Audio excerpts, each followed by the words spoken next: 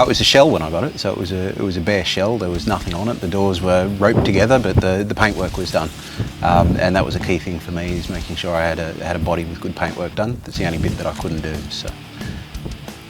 And was it complete apart from that?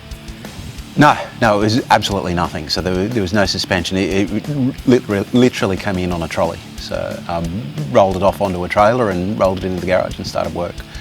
So day one was a bare shell.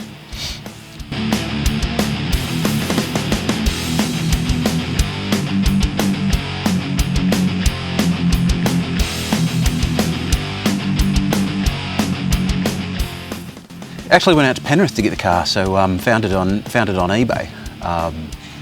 Didn't tell my wife about it. She bid on it, won it, went out and picked it up and rolled home with it on a trailer. And she asked, "What the hell is this?" So it's my new project, Dale.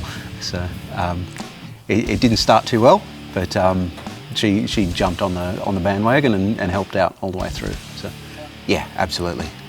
Always wanted to do it ever since I was a kid. Saw many blown streetcars in all the magazines back in the day, and the idea was to build a relatively stock on the outside HQ with a supercharger in it. So and the blue is the colour that I wanted, so it had to happen. It was fate. Yeah, fate.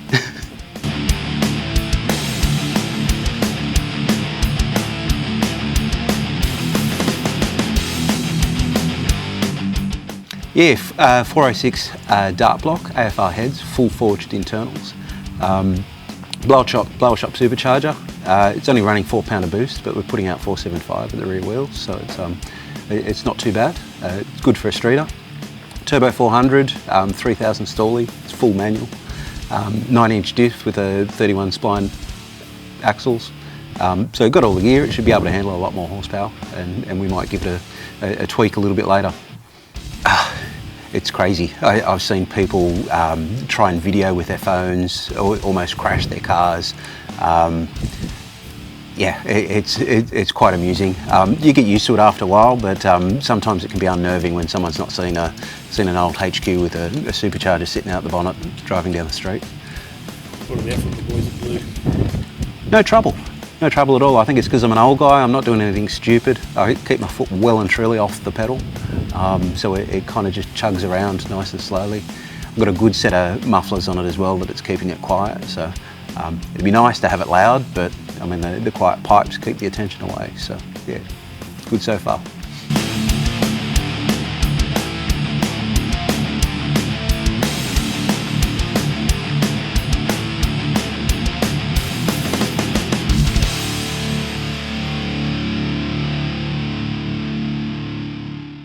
Four-year build. Every weekend, son and I got out, and my girls as well, all jumped out and chipped in and lent a hand. But yeah, it was a major undertaking. A bare shell is not something that you want to start with. And in hindsight, I'd never do that again, because it meant I spent most of my days on eBay trying to acquire all the little bits and pieces you need on it to build a HQ. So yeah, it was a struggle, but 4 years and good hard yards to get that done. No, just drive it. So I'm loving driving it around. I took my son to his formal in it, and that was the goal, to get that done. My daughter's getting ready for her formal, and she wants to take the HQ instead of jump in a limo with the rest of the girls. So she's looking forward to that. But generally, just take it out. We've taken it to a few shows and get a bit of bling out of that. But it's good to get it out and get people looking at it. No, not a thing. Not a thing. I wouldn't start with a shell, but I'd absolutely build it exactly the way I have. So. Literally every nut and bolt that I put on that thing was researched, and I made sure it was the right thing, and it's exactly what I wanted. So yeah, it's an easy one. Wife and kids, so they put up with a lot of long weekends and a lot of long nights to get this thing built. Probably my postie as well, who spent an inordinate amount of time delivering parts to me, and the online parts stores. So I mean, everything that I got was online for this thing, so I didn't have time to be running around picking up parts. So yeah, thank those people.